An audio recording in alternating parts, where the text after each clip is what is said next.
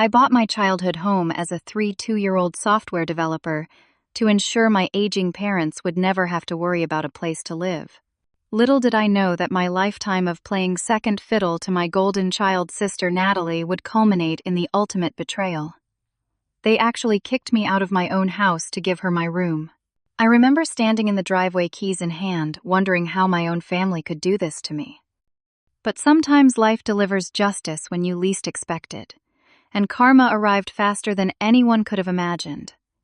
If you have ever been treated unfairly by family, drop a comment below telling me where you are watching from.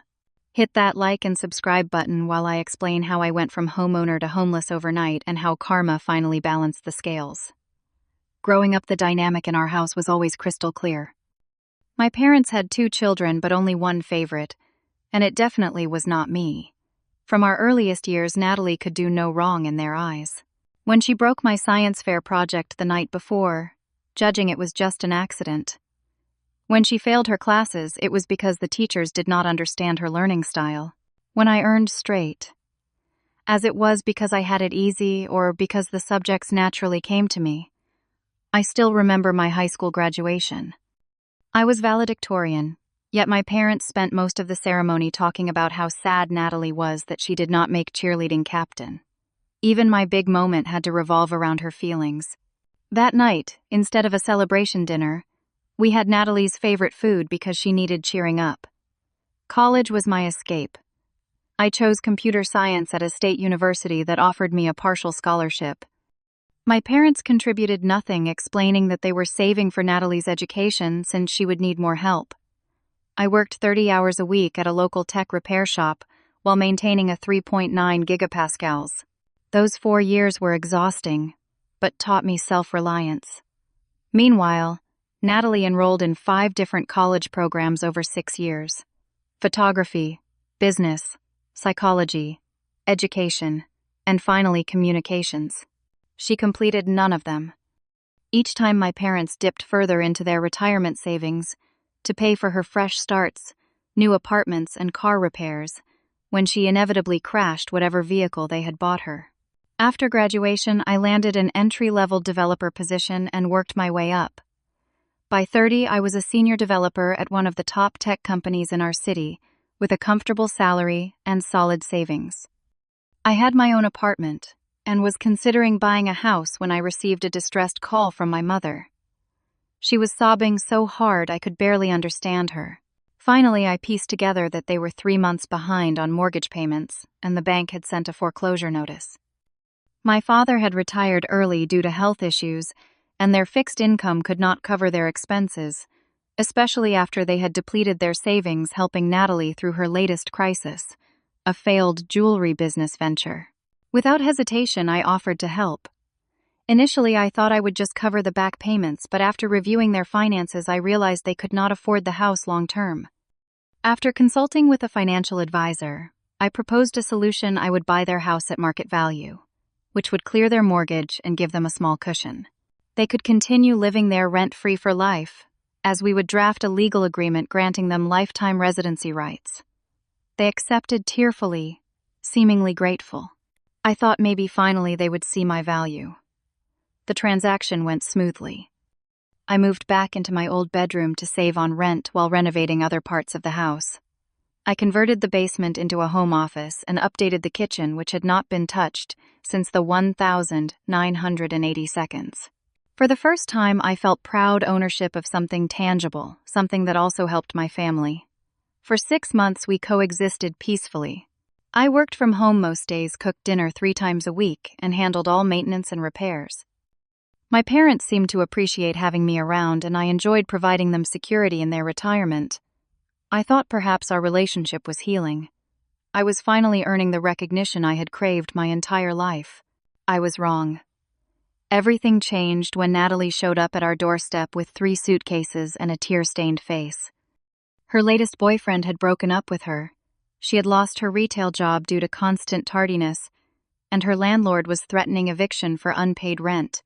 Of course, my parents welcomed her with open arms, comforting her as if she had survived a natural disaster rather than the predictable consequences of her own choices. At first, I tried to be understanding. Family supports family during tough times. I helped her bring in her luggage and set up the pull-out sofa in the living room. I figured it would be a temporary arrangement while she got back on her feet.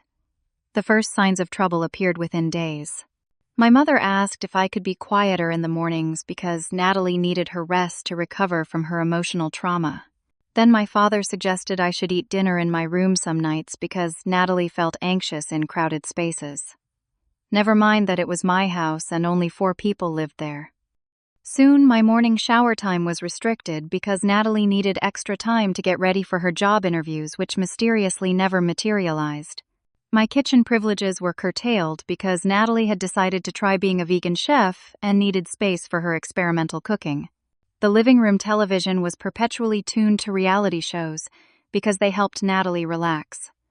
3 weeks into this arrangement, I arrived home from a rare day at the office to find my parents sitting nervously at the kitchen table. They asked me to join them for a talk, and I immediately sensed something was wrong. My father cleared his throat several times before speaking. I can still recall his exact words. "We were wondering if you might be able to find somewhere else to stay for a while, just temporarily, until Natalie gets back on her feet." I stared at him, certain I had misheard. "You want me to move out of my own house?" My mother jumped in, explaining that Natalie was going through such a hard time and needed stability. The pull-out couch was hurting her back. She needed a real bedroom with privacy. My bedroom. The room spun around me as I tried to process what was happening. I reminded them that I owned the house, that I had purchased it, to help them, that I had legal rights as the property owner. "You have always been the successful one," my mother said, her tone almost accusatory. "You have a good job. You can afford to rent an apartment. Natalie needs our help right now." Behind them, Natalie appeared in the doorway, a smug expression on her face. She had always been able to manipulate our parents, but this was beyond anything I could have imagined. "You do not actually need this place," she said with a shrug. "I do. After everything I have been through, I deserve some stability. Plus, this has always been more my home than yours anyway since you left for college." "I left for college because I had to work to pay for it myself," I responded, my voice shaking with anger and disbelief. The argument escalated. I pointed out the legal agreement, the fact that I had been paying the property taxes, utilities, and maintenance costs. My parents countered that I had promised they could live there for life, and having their daughter with them was part of that arrangement. The ultimatum came from my father. Either move out voluntarily, or they would make living together so unbearable that I would want to leave. They knew I would never force them out given their age and health, and they were using that knowledge against me. I looked at the 3 of them, the parents who had never valued me, and the sister who had always taken everything I worked for. In that moment, something broke inside me, a lifetime of seeking approval shattered beyond repair.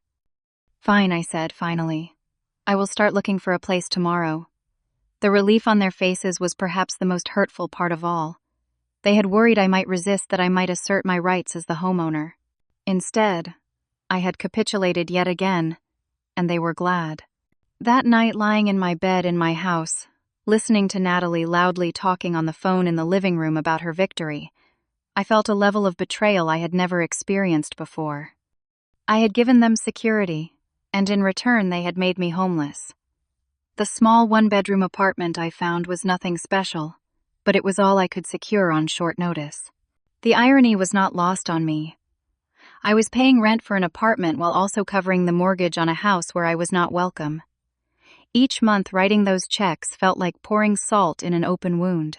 Within weeks of moving out, problems began to surface. Neighbors called to complain about loud music and parties. The water bill suddenly doubled, then tripled. The electricity usage spiked to levels that could only be explained by multiple people living in the house. When I drove by one evening, I counted 6 unfamiliar cars parked in the driveway and on the lawn. The carefully manicured grass I had maintained was now rutted with tire tracks. Through the windows I could see dozens of people moving around inside. The next day I confronted my parents. They dismissed my concerns, saying Natalie was just having a few friends over to help with her new business idea, a homemade jewelry line. When I pointed out the property damage, my father waved it off as minor wear and tear that happens in any home.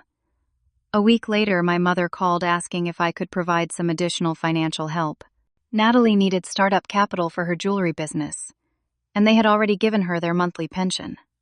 I refused, which resulted in my mother crying and my father getting on the phone to tell me I had always been selfish. The situation deteriorated further when a different neighbor sent me photos of what appeared to be people moving furniture out of the house. My furniture. I drove over immediately to find Natalie supervising two men loading my leather sofa into a pickup truck. She claimed she was just having it cleaned, but the receipt I later found in the kitchen was for a consignment shop. She had been selling my possessions to fund her lifestyle. More disturbing was overhearing her phone conversation, where she told someone she owned the house and was considering renting out rooms for additional income. She was planning to become a landlord in my property. At my wit's end, I consulted a lawyer who reviewed my purchase agreement and confirmed what I already knew: I had full legal rights to the property. The lifetime residency agreement I had granted my parents did not extend to Natalie, nor did it permit them to damage the property conduct business from it, or sublet any portion of it. The lawyer advised me that I had grounds for eviction based on multiple violations of the residency agreement. Still, I hesitated. These were my parents despite everything. Taking legal action against them felt wrong on a fundamental level. Meanwhile, the stress was taking its toll. I developed insomnia, lost weight, and my work performance suffered to the point where my manager expressed concern. A close friend finally intervened, insisting I document everything and prepare to reclaim my property. "Your family is exploiting you," he said. "They always have." The final straw came when I received a call from a man asking about renting a room in my house. He had seen an advertisement Natalie posted online, offering rooms for rent at $800 per month. She was not only claiming my house as her own, but attempting to profit from it. That evening, I made one last attempt at reasoning with my parents. I laid out everything: the property damage, the unauthorized parties, Natalie's selling of my belongings, and now her attempts to rent out rooms. I explained that I had legal grounds to evict them but wanted to resolve things amicably. Their response left me speechless. My father accused me of being jealous of Natalie's entrepreneurial spirit. My mother suggested I was overreacting to a few minor issues because I had always been too rigid. Natalie herself told me I should be grateful she was finding ways to make the property profitable. It was as if we were living in entirely different realities. In theirs, I was the unreasonable son trying to control them. In mine, I was the rightful owner watching my property and possessions being destroyed and stolen. As I turned to leave, Natalie called after me. "You will never do anything about this. You have always been all talk. This house is as good as mine now." Her words echoed in my ears as I drove away, and something finally shifted inside me. She was right about one thing: I had always been all talk when it came to standing up to my family. But not anymore. The next morning, I instructed my lawyer to begin formal eviction proceedings. The wheels of justice had started turning, and karma was about to arrive faster than any of them expected. The sheriff delivered the eviction notice on a Tuesday afternoon. By evening, my phone was flooded with voicemails and texts. My mother sobbing that I was killing them. My father threatening to disown me. Natalie promising to make me regret this for the rest of my life. I did not respond to any of them. Instead, I focused on preparing for the court date, gathering evidence of the property misuse damage and unauthorized business activities. My lawyer advised me to maintain complete silence, as anything I said could be used against me in the eviction hearing. What I had not expected was an ally in Mrs. Donovan, the elderly neighbor who had lived next door for 30 years. She contacted me unprompted, offering to provide testimony about the constant parties, the strangers coming and going at all hours, and the visible decline of the property. She had known me since childhood and was distressed by what was happening to the family home. Mrs. Donovan also provided an unexpected piece of information: my parents had been telling people they still owned the house. More concerning, she had overheard them discussing tax documents where they were claiming homeowner deductions. My lawyer confirmed this was tax fraud and added it to our case. The court date arrived faster than I anticipated. I sat on one side of the courtroom with my lawyer while my parents and Natalie occupied the other side. They had hired an attorney who specialized in tenant rights, but their case was fundamentally flawed by one simple fact. I had documentation proving I was the legal owner, and they had violated multiple conditions of the residency agreement. The judge was unmoved by my mother's tears or my father's pleas about their age and health. The evidence was clear: unauthorized business activities, property damage attempted, subletting, and false ownership claims. The most damning evidence came when the judge questioned them about the tax fraud allegations, and they could not provide a coherent explanation. The verdict was decisive eviction granted with 30 days to vacate the premises. Additionally, they would be liable for property damages, which would be assessed by a court-appointed appraiser. As we left the courtroom, Natalie lunged toward me, screaming that I was dead to her. Security had to restrain her. My parents would not look at me at all. They had convinced themselves I was the villain in this story, and nothing would change their perspective. 2 days later, I received an alert from the security cameras I had installed after filing the eviction.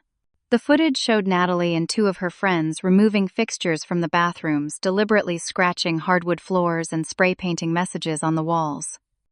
I immediately sent the footage to my lawyer, who obtained an emergency order requiring them to vacate within 48 hours rather than 30 days with police supervision. The day they moved out was solemn. I stood across the street watching as my parents slowly carried boxes to a rented moving truck. Natalie stormed back and forth, throwing items haphazardly into the vehicle. None of them acknowledged my presence. Once they were gone, I entered the house and was stunned by the destruction. Holes punched in walls, carpets stained with what smelled like bleach, kitchen cabinets ripped from hinges, windows broken. It was as if a tornado had swept through the interior. The appraiser estimated the damages at over $40,000. My insurance would cover some of it, but I would need to pay a significant amount out of pocket.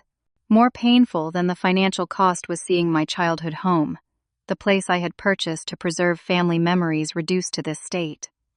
I spent the next 3 months renovating, doing much of the work myself to save money. Each nail I hammered, each wall I repainted became part of my healing process. I was not just restoring a house, I was reclaiming my sense of self-worth.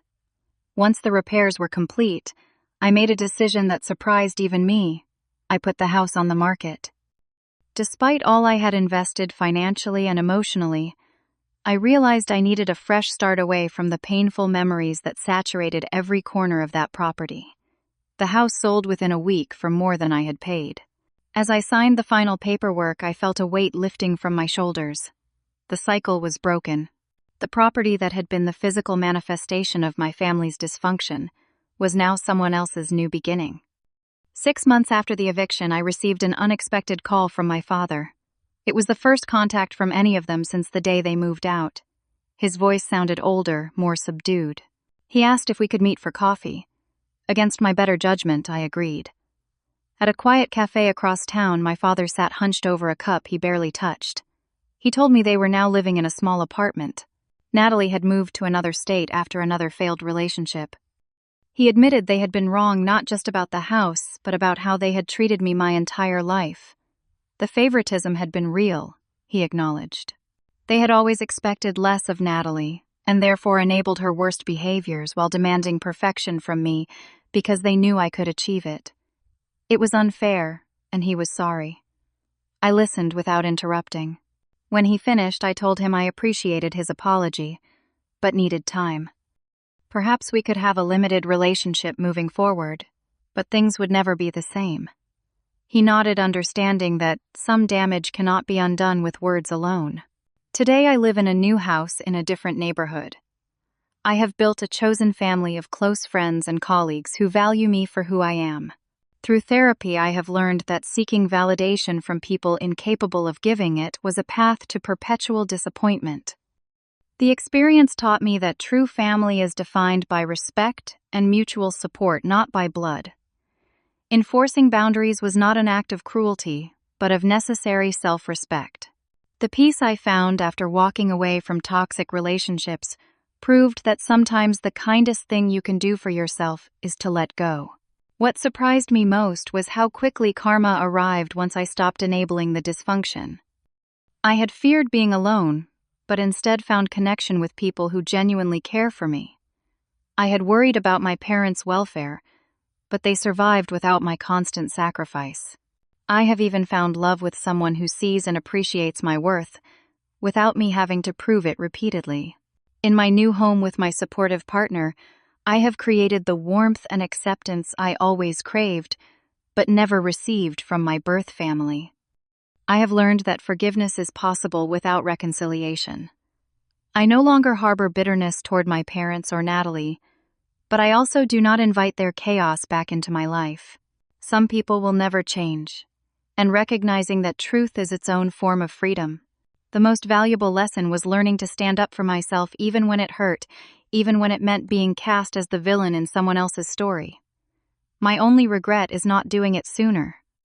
Have you ever had to set difficult boundaries with family members who took advantage of your generosity? Comment below with your experience. If this story resonated with you, please like and subscribe to hear more tales of finding strength through difficult family dynamics. Share this video with someone who might need to hear that standing up for themselves is not selfish but necessary. Thank you for listening to my journey. And remember, sometimes the family you choose is more valuable than the family you are born into.